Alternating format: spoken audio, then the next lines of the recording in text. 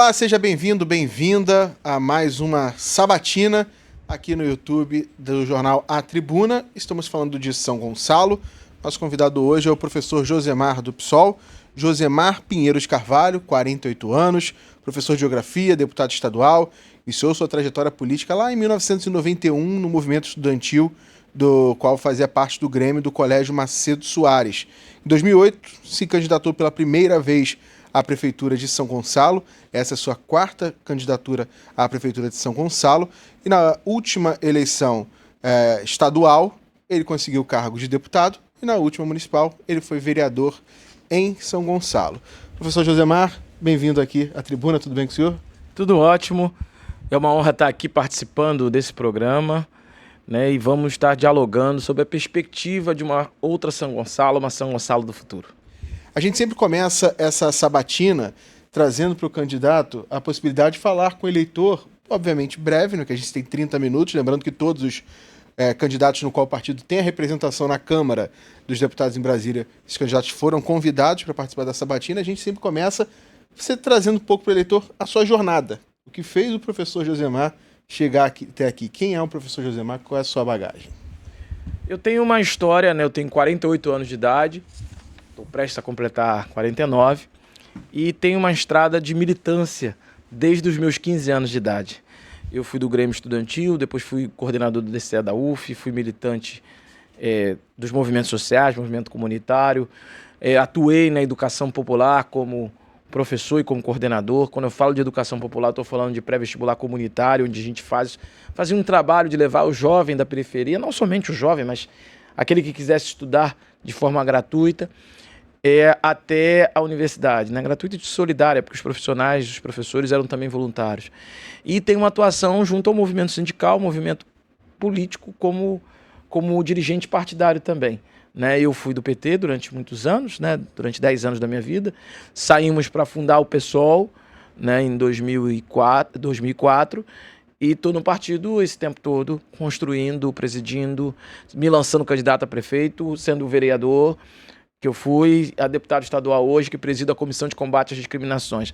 Eu queria aproveitar essa oportunidade para dizer que, nesses anos todos, eu tenho muito orgulho da nossa militância, tem fatos que são extraordinários, que me dão muito orgulho do que eu estou fazendo. Um deles foi a luta contra o plano de cargos e salários da atual gestão do Capitão Nelson, quando eu ainda era vereador, né, que a Câmara tentou fechar a Câmara, o presidente da Câmara da época tentou fechar a casa para aprovar o plano às escondidas, e eu, junto com o sindicato, junto com os trabalhadores, denunciamos abertamente, né, e abri a porta daquela casa para que o povo pudesse entrar. Acho que isso me deu muita dignidade, porque faz da gente dizer o seguinte: eu estava no lugar, né, e quando eu cheguei àquele local, eu representei os profissionais de educação, os professores, da qual eu também sou. Também tenho muito orgulho de ter sido o autor da Lei Vini Júnior, né, da primeira Lei Vini Júnior, porque a lei se nacionalizou por vários estados, que é uma lei que fala do racismo, né, dentro dos estádios e arenas, trata do racismo nos estádios e arenas esportivas. E toda vez que eu vejo lá, num jogo de futebol, racismo é crime, eu vejo que aquilo ali tem uma relação direta com o meu trabalho, com a minha atuação. Além de outras coisas que a gente atuou na questão racial, na educação, mas isso também foi muito importante. E eu fico muito, assim, lisonjeado quando lá no Emancipa a gente teve a oportunidade de ter acesso a uma senhora que também ficou 20 anos sem estudar, fui acompanhar a filha, e hoje essa senhora é uma estudante de engenharia da UF. Ou seja, são coisas que a gente fez para mudar a vida das pessoas. Então, é com essa militância, com esse histórico, com essa atuação e com o que a gente vai conversar hoje, que eu quero ser e eu vou ser seu prefeito em São Gonçalo. O senhor comentou que já fez parte do PT, hoje é do PSOL, e a gente tem um movimento aqui em Niterói e no Rio de Janeiro de uma união dos partidos na candidatura de uma pessoa para almejar o cargo de prefeito. Em São Gonçalo, não. Em São Gonçalo temos o PT e o PSOL separados.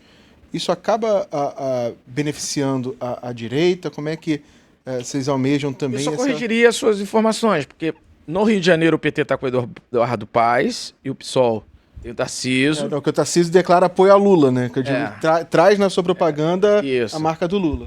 E em Niterói o PT está com o Rodrigo e nós do PSOL temos a Thalíria. Que também lança esse apoio a Lula, assim, tenta Sim. se aproximar do PT, né? Exato. Porque existe uma base em comum, que é a base petista. Em São Gonçalo, o PT tem um candidato, que é um candidato que tem algumas questões que para nós não são de esquerda. Primeiro, o candidato do PT de São Gonçalo, para você que está nos vendo, apoiou o Bolsonaro em 2018. Né? Até hoje não explicou por quê. Não sei se ele vai ser entrevistado aqui, se já foi, mas ele apoiou o Bolsonaro em 2018. Né? Tem hoje como vice a Aparecida Panissé, que apoiou o Bolsonaro em 2022. A Aparecida Panissé, inclusive, é a rainha da intolerância religiosa, né? Não, acho que todo mundo sabe disso. E a gente, que somos de esquerda de verdade, não podemos aceitar a intolerância religiosa, não podemos aceitar a perseguição, né, aos profissionais de educação. Eu lembro, porque eu sou profissional de educação, quando ela foi prefeita, ela colocou 1% de aumento apenas para os profissionais de educação, e a gente que é de esquerda, que atua nos movimentos sociais, que atua pela dignidade, pela valorização do trabalhador, não podemos aceitar uma aliança dessa. Então, nós do PSOL optamos em lançar a nossa candidatura, que é uma candidatura legítima, inclusive até porque, se nós queremos construir a São Gonçalo do futuro, nós não podemos estar aliados ao atraso. E para mim, eu vou dizer abertamente que ele é o candidato do atraso.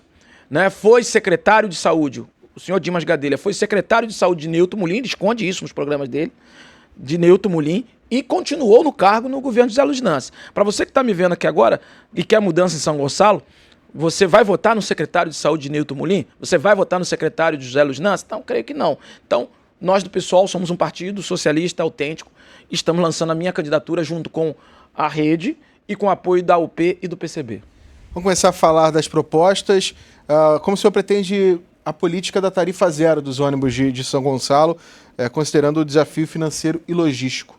Perfeito. Boa pergunta, porque essa pergunta também nos diferencia do candidato que eu acabei de citar. Tarifa zero, não dá para falar de tarifa zero igual a como é em Maricá. Maricá tem um orçamento, né, é muito grande, inclusive. Em São Gonçalo, essa tem um orçamento menor, né? Também não dá para falar de tarifa zero sem enfrentar os empresários de ônibus. Se você não enfrentar os empresários de ônibus, não dá para falar de tarifa zero, né? Ou seja, nós temos que enfrentar o consórcio São Gonçalo. E nisso, nós do PSOL temos autoridade, porque nós, inclusive, fomos aqueles que entramos na justiça em 2017 contra o consórcio São Gonçalo, entramos na justiça em 2021, quando nós também éramos, né, quando eu já era vereador, e esse trabalho nosso continua. Então, quero dizer que não dá para fazer demagogia com isso, não dá para fazer charlatanismo. Sem enfrentar os empresários, não tem como. Por isso que nós já enfrentamos os empresários. E também quem foi secretário desses governos que implementaram, né, o consórcio São Gonçalo, que é uma das maiores aberrações, porque é um consórcio, é um cartel de empresas de ônibus, também não tem autoridade para falar. O consórcio São Gonçalo de Transporte foi assinado no governo de Aparecida Panissé em 2012, com uma audiência pública apenas, sem várias consultas que deveriam ser feitas à comunidade, e ela hoje é a vice do senhor Dimas Gadelha. A atual gestão também tem responsabilidade, porque a atual gestão nada fez em relação à mobilidade da nossa cidade. Pelo contrário, vendeu o MOVE, que era a mobilidade verde integrada. E, na verdade, de verde não tem nada, porque está arrancando as árvores. E de urbana integrada também não tem nada, porque é um corredor viário. Não é a necessidade que a cidade tem, que é de ter a linha 3 do metrô, que é de fazer a ampliação das ciclovias, de criação de novas linhas. Nós hoje temos na nossa cidade apenas linhas que não se interligam, porque as linhas ainda são no modelo dos anos 80, quando a cidade não tinha nem 600 mil habitantes. E hoje nós temos alguns lugares, só para dar um exemplo, de lugares que não se ligam, não se interligam. Por exemplo, o Morro do Castro não tem ligação nem para o centro e nem para Alcântara. Uma pessoa que sai de Santa Isabel, ela não consegue, tem que pegar 2 ônibus para chegar ao UERJ-FFP. Tá? Eu moro na Parada 40. Se em condições normais, sem trânsito, por conta do sinal e da falta de sincronia de sinais, eu levo mais tempo para chegar em Santa Isabel, né, em Itatindiba, em Santa Isabel, do que chegar, por exemplo, na Alerj, onde eu sou deputado, onde é o meu gabinete na Alerj. Ou seja, a cidade também não tem uma sincronia com sinais e não tem responsabilidade. Por isso, a gente defende a tarifa zero, mas nós temos que fazer a coisa correta. E a coisa correta é a estatização do sistema de transporte, é enfrentar os empresários de ônibus, legalizar o transporte alternativo, coisa que tem muita gente que fala de tarifa zero de forma genérica, mas não apresenta a proposta de forma concreta. Fala um pouco de valorização dos servidores públicos. No seu plano diz corrigir os erros históricos dos planos de cargos e salários. Como é que vai ser feito isso? Para nós, a primeira medida nossa é revogar o plano de cargos e salários que o governo do Capitão Nelson, de forma autoritária, fez sobre os professores e os demais funcionários, os outros planos também. Inclusive, naquela votação, naquela trágica votação, que eu me insurgi, que eu chamei a população a ir para a Câmara, eles tentaram, inclusive, depois me botar no Conselho de Ética. Eu nunca vi ninguém ir para o Conselho de Ética porque abriu a porta da casa para o povo entrar. Eu fiz isso e fiz isso com muito orgulho. E eles até diziam, alguns lá no bastidores diziam que vereador de oposição não volta, não se reelege, e realmente eles estavam certos. Eu não fui reeleito vereador. Eu fui eleito deputado estadual e vou ser prefeito de São Gonçalo porque defendo a população. Agora, em relação ao plano, o plano é um plano ruim porque tirou a perspectiva de vida das pessoas, teve servidor público que perdeu R$1.900, quase R$2.000, e existe um absurdo completo, que é a de não progressão a partir da sua própria formação. O plano de cargo e salário em São Gonçalo, o governo colocou um seguinte limite: para você progredir na sua carreira, um outro servidor que está ali naquele potencial, por exemplo, uma pessoa que tem doutorado, só pode ocupar e receber o doutorado se algum outro doutor sair da rede ou se aposentar. Isso é um absurdo, até porque o profissional adquire o conhecimento e utiliza ele a todo momento. Então, nós iremos revogar o plano de cargos e salários e iremos valorizar os servidores, garantindo progressão por tempo de serviço, que é fundamental, e garantindo a progressão também por qualificação profissional, ou seja, por qualificação acadêmica. Agora, falar um pouco em relação ao problema das enchentes em São Gonçalo. Sim. São Gonçalo é uma cidade em que parte das comunidades, a gente tem comunidade plana, e obviamente também tem as encostas, as áreas de encosta, E o choveu, alagou em São Gonçalo, quando dependente da potência da chuva, é um grande problema. Que medidas o senhor pretende fazer para prevenir essas enchentes? Eu vou dividir a minha resposta em 3 partes, A parte do diagnóstico, a parte da minha atuação e as nossas propostas para isso. Primeiro, a cidade de São Gonçalo ela tem uma ocupação irregular, durante muito tempo, muitos anos de ocupação irregular. Existem obras que são mal feitas e obras públicas que são mal feitas, que, por exemplo, não se constrói galerias de água pluvial, da água das chuvas. Também não se faz o escoamento correto. Então você gera tanto o alagamento, que é como a enchente. Inclusive tem diferença entre alagamento e enchente. Enchente é quando você tem um fator natural que faz transbordar. O alagamento é quando você tem um represamento a partir de uma ação antrópica. E aliado a isso, como você mesmo falou, tem o deslizamento, que é quando você tem uma ocupação que faz deslizar uma massa seja de casa, seja de terra, de areia, Uma aula de geografia agora aqui. Exatamente.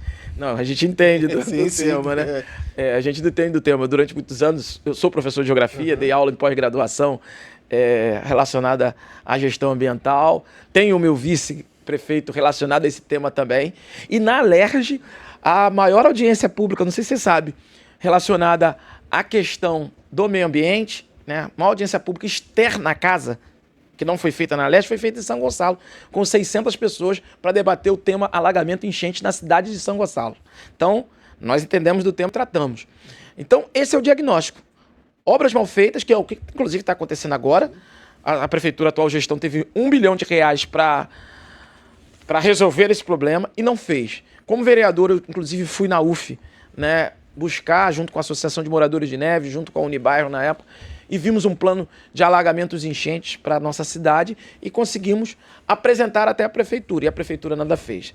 Então eu já falei de 2 coisas. Um diagnóstico, falei da nossa atuação, que envolve a minha atuação como deputado estadual, que envolve a minha ação como parlamentar, que envolve a minha ação como professor e como acadêmico. E quais são as saídas?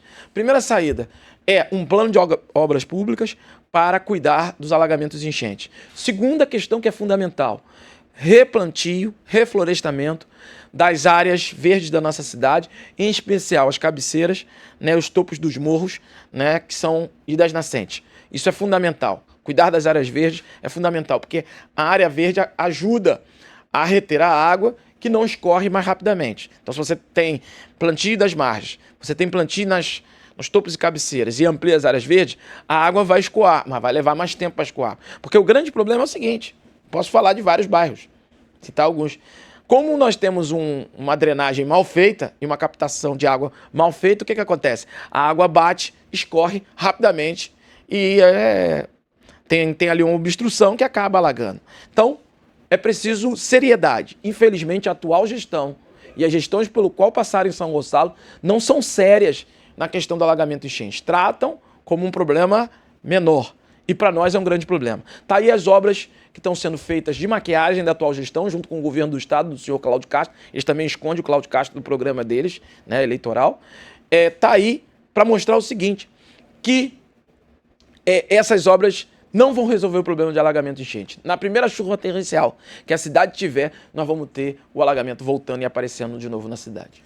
Fala um pouco agora de educação. De que forma o seu plano vai assegurar a ampliação e a reforma da rede de ensino básico no município? Primeira questão, vamos voltar de novo àquele diagnóstico, a nossa atuação e o que nós propomos. Dessa vez eu vou até inverter, porque eu vou começar pelo que nós propomos. Nós propomos escola de horário integral. Essa é a nossa medida número 1. Né? Achamos que a escola de horário integral é aquela escola que vai garantir ao nosso estudante as aulas das disciplinas que são necessárias, né, como geografia, história, matemática, português, né, espanhol, né, inglês, as matérias básicas, né, no caso o espanhol também é importante, porque o espanhol é uma língua próxima que tem que ser introduzida, assim como também ter aula de educação artística, mas não só educação artística de sua forma genérica, mas arte, cultura, né, música e na atividade esportiva as diversas modalidades de esporte relacionados ao futebol, ao vôlei, né, dar oportunidade. Eu falo que a escola de horário integral, porque a escola de horário integral ela é para resgatar o nosso jovem, para resgatar o nosso aluno, a nossa criança e dar potencialidade.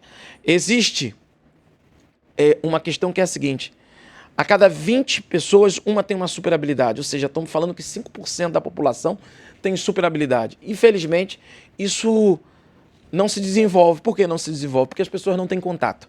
Se as pessoas tiverem contato com a sua superabilidade, elas vão poder se desenvolver. Eu vou dar um exemplo da Daiana dos Santos. A Daiana dos Santos, que é uma das maiores ginastas que teve no Brasil, ela ia se perder. Até que um dia ela foi observada, passando um técnico, olhando nas ruas de Porto Alegre e viu a Daiana dos Santos e chegou, né, e chamou ela para treinar e deu a possibilidade dela desenvolver a sua grande arte, sua grande habilidade. Ou seja, se nós investimos em educação, a educação muda a vida das pessoas. Está comprovado. Os países que investiram em educação tiveram melhor qualidade. Esse é o aspecto nosso. Por isso a escola de horário integral, creche em horário integral, para que tenha cuidado com valorização dos profissionais. Quem fala de educação de melhor qualidade e não fala também da valorização dos professores e dos funcionários administrativos está sendo demagógico, está sendo elitista, né? Tendo uma visão liberal. Não existe escola de qualidade sem professor valorizado. Aliás, não existe serviço público de qualidade sem um servidor valorizado. Por isso também é que nós vamos revogar o plano de cargo e salário e garantir a progressão da carreira de professores, de professores e funcionários administrativos dentro de São Gonçalo. Em relação à atual gestão, você pode ver, os índices de desenvolvimento educacional do município de São Gonçalo estão entre os 10 piores do estado. Isso é um dado que o candidato da atual gestão, quando vier aqui, tem que explicar. Né? E também quero dizer que nós também não comulgamos, né, como eu falei anteriormente, com as gestões do atraso e com o candidato do atraso. Né? Nós tivemos aí no governo de Aparecida Panicé, que fala que agora está dizendo que vai renovar, que vai criar escolas e tal, que é a vice do senhor Dimas Gadelha, deu apenas 1% em 8 anos, 1% em apenas 8 anos de aumento para os professores. Isso não é valorização profissional. Então, para nós isso é fundamental. Queremos uma escola de qualidade. E combinado a essa escola de horário integral, nós queremos também né, criar um centro de pesquisa na cidade, que pesquise a cidade, que levante dados sobre a cidade, que dê diagnóstico sobre as realidades que temos no município, para que a gente possa avançar. E como é que começa esse centro de pesquisas, né, esse Instituto de Pesquisas Gonçalense que a gente quer tratar? Chamando os professores da rede municipal, aqueles que têm doutorado, que têm mestrado, né, para trabalhar em pesquisas dentro do próprio município, né, e a gente poder desenvolver. Esse é o meu projeto. Né? Queremos uma São Gonçalo do futuro, uma São Gonçalo que tenha a ciência, a tecnologia e a educação como pilares centrais. Obviamente a gente fala de educação e também tem a área da saúde. São Gonçalo também não tem uma rede de saúde como referência, digamos assim, em diversos aspectos, né? E principalmente é o sistema de regulação. O que o senhor pretende fazer para otimizar e trazer mais transparência para esse sistema? Primeiro, a transparência é fundamental. Por isso que nós, quando eu era vereador, inclusive, nós denunciamos um secretário de saúde chamado André Vargas, do governo do Capitão Nelson, pela falta de transparência sobre a situação da saúde em São Gonçalo. Esse mesmo secretário que dizia que não ia se vacinar, foi um escândalo naquela época. Mas nós também temos um programa claro de saúde que defende posto de saúde 24 horas e achamos e somos contrários, e aí tem uma outra diferença nossa com as outras candidaturas que tem na cidade, que é a questão do combate à privatização e da necessidade da gestão pública. Por isso que nós temos uma diferença também com o candidato do atraso, né, chamamos assim, e com o candidato da mesmice da atual gestão. O candidato do atraso, o senhor Dimas Gadelha, que defende as privatizações, que defende a OS. Né? Inclusive a primeira OS na cidade de São Gonçalo foi assinada por ele. Né? Nós achamos que a OS é o antro da corrupção, né? Não estou aqui dizendo que ele está envolvido, seria leviandade da minha parte, mas é um sistema que facilita o processo de corrupção. Então nós vamos romper todos os contratos com a OS e vamos dar gestão pública, valorizando o servidor e o trabalhador, né, a sua condição de gestão. Por isso que, inclusive, nós vamos trabalhar para a eleição de secretário de saúde, né, porque nós também não queremos fazer acordos espúrios, para a eleição de todos os secretários centrais das pastas centrais. Por isso é que nós defendemos. E defendemos também que você possa ter uma política de valorização dos agentes comunitários de saúde e dos agentes de combate às endemias. Na Alerj eu presido a Frente Parlamentar em defesa dos ACS e dos ACEs, porque aqui em São Gonçalo não se respeita o piso desses profissionais, que são os profissionais que vão dentro da casa das pessoas, né, que atende a pessoa na sua integralidade. Inclusive, o programa aqui em São Gonçalo não cobre toda a cidade. Não cobre toda a cidade. E é preciso ampliar, é preciso valorizar esses profissionais, é preciso valorizar também os médicos, os enfermeiros, os auxiliares, técnicos, todos os profissionais que cuidam, né, da saúde da população. Fala agora Inclusive, eu quero dizer que, como parlamentar, eu destinei para a cidade de São Gonçalo, para o Hospital Alberto Torres, 815 mil reais em emendas parlamentares do governo do Estado. Em articulação com o deputado federal Glauber Braga, 3 milhões, né, já foram destinados ao longo de 3 anos para a saúde de São Gonçalo, porque mesmo sendo oposição, a gente destinou essas emendas, né, emendas para o CAVEM, emendas para o NASF, né, emendas relacionadas à política de trato e cuidado das mulheres, foram fundamentais, odontologia também. A gente está chegando já, faltando aí 7 minutos e meio para o nosso fim da sabatina. Fala um pouco de trabalho, de emprego, e a gente pode juntar iniciativas para combater o desemprego, junto também com a ideia que o senhor tem de economia solidária, para apoiar cooperativas e microcrédito na cidade. Como é que você pretende implementar esse processo para reduzir o desemprego? O desemprego é um problema crônico na nossa cidade e no nosso país. A nossa cidade sofre com um problema de desemprego. Agora, é importante também ter o diagnóstico disso. É aquela velha fórmula dos 3 partes, né? O que nós fizemos, como nós atuamos e o que nós propomos. Hoje a cidade ela tem 2 grandes centralidades, que é a Alcântara, da empregabilidade e do comércio, e a outra é o centro da cidade. Mas existe subcentralidades que, sempre quando vai se debater, as pessoas não levam em consideração, que é o Paraíso, que é o Pacheco, que é Santa Luzia, que é Santa Catarina, né? Que são lugares que têm comércios que atuam também, Vista Alegre. Né? O que nós precisamos? Nós precisamos dar suporte para que o pequeno e médio empresário tenha suas condições facilitadas para a sua legalização, porque ele legalizado você garante, né, melhores condições de empregabilidade para aquele trabalhador que ele oferece, né? E queremos fazer com que a região de Guaxindiba, que é uma coisa que já é debatida há muito tempo, que já está em planos de diretores e nunca é implementado, se transforme num polo industrial da cidade. Acho que nós temos que transformar, nós temos que potencializar isso. E além da formação profissional. São Gonçalo teve há um tempo atrás, poderia ter tido o Comperj, Itaboraí chegou a veio o Comperj para Itaboraí, mas parte da mão de obra poderia ser de São Gonçalo, e um dos maiores problemas para a ocupação da mão de obra ali era a formação profissional. Então nós vamos fazer também um amplo programa de capacitação profissional para atender as pessoas. Essa é a nossa estratégia em relação ao emprego. Além de valorizar, de criar suportes de linha de crédito para os pequenos e médios empresários e produtores rurais, como também para os MEIs, né, que são os microempreendedores individuais. Vamos estimular as pessoas a legalizar, regularizar o seu negócio. Fala um pouco de segurança pública. A gente sabe que isso é uma atribuição do governo do estado, a polícia militar, a polícia civil, enfim, mas alguns municípios tomam medidas para tentar coibir a violência. A gente sabe que os índices de violência em São Gonçalo são altíssimos. O que o senhor pretende fazer na medida do possível para tentar abaixar Primeira isso? coisa é a seguinte, vamos voltar àquela velha fórmula, diagnóstico que nós atuamos e nosso projeto. Primeiro o diagnóstico é o seguinte, o número de barricadas e da violência em São Gonçalo aumenta bastante, fruto da própria condição social que as pessoas estão vivendo hoje e também de uma ausência de política de segurança séria. Isso tem responsabilidade, tem a ver com o governador do estado, que é apoiador da atual gestão, é apoiador do capitão Nelson, né, que não faz um programa sério na nossa cidade. Ou seja, é uma política de enxugar gelo, né? Inclusive, o capitão Nelson tem que ser contraposto, né, e tem que ser explicado. Quando ele vier aqui, você pode fazer essa pergunta a ele, que é, cadê o fim das barricadas que ele prometeu há 4 anos atrás? Pelo contrário, elas aumentaram.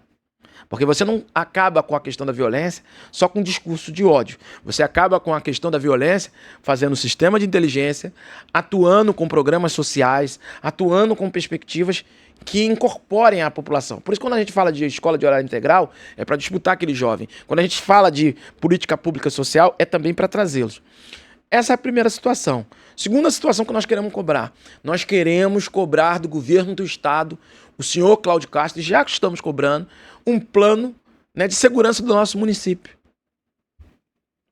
Um plano de segurança do nosso município. Isso é fundamental. E a outra coisa que nós defendemos é a reorganização da guarda para garantir e dar suporte às forças de segurança, né? Quando falamos isso, é para que a guarda tenha, em certa medida, acompanhamento, né? Ajude nesse mapeamento, ajude na reflexão sobre os dados, ajude também na manutenção do patrimônio e colaborando, né, para que nós tenhamos uma São Gonçalo segura, uma São Gonçalo solidária, uma São Gonçalo onde as pessoas possam viver e tenham orgulho de viver nela. Guarda Municipal armada ou não? Arma letal ou não letal? Não, eu sou contrário ao armamento da guarda, porque o armamento da guarda vai trazer mais problemas. Quantos guardas municipais hoje sofreram, né, foram assassinados na situação atual? Nenhum. O armamento da guarda você vai trazer, né, a mais violência para esse servidor, né? Você não garante a ele, você não dá a segurança efetiva que ele precisa. Além de você armar mais ainda a população, o que não é saudável, o que não é palatável. Os países que hoje diminuíram o número de violência, os índices de violência, são aqueles que avançaram para apostar num sistema de inteligência, que avançaram num sistema de desarmamento da população, mas combinado com a inteligência. Aqueles que partiram para a lógica, que é de armar, para ter uma visão mais ostensiva, né, mais intensiva sobre a população, de segurança pública mais intensiva, os índices aumentaram, porque violência aumenta e traz mais violência. Está aí o governo Bolsonaro, que defendeu o armamento da população e os índices aumentaram ainda mais. A gente está chegando na reta final, então eu gostaria de deixar esse espaço para o senhor falar para o eleitor por que votar no professor Josemar e também qual seria o seu primeiro ato caso seja eleito prefeito de São Gonçalo. Primeiro, eu quero agradecer a oportunidade, agradecer a vocês aqui da tribuna pela excelente entrevista, pela condição que me deram aqui de falar hoje. E quero dizer para você, gonçalense, que está me vendo, nós estamos na 16ª cidade mais populosa do Brasil. Nós temos a responsabilidade, não com o nosso estado e com o nosso país. A cada 200 brasileiros, um mora em São Gonçalo. E a nossa cidade é tratada como uma cidade pequena.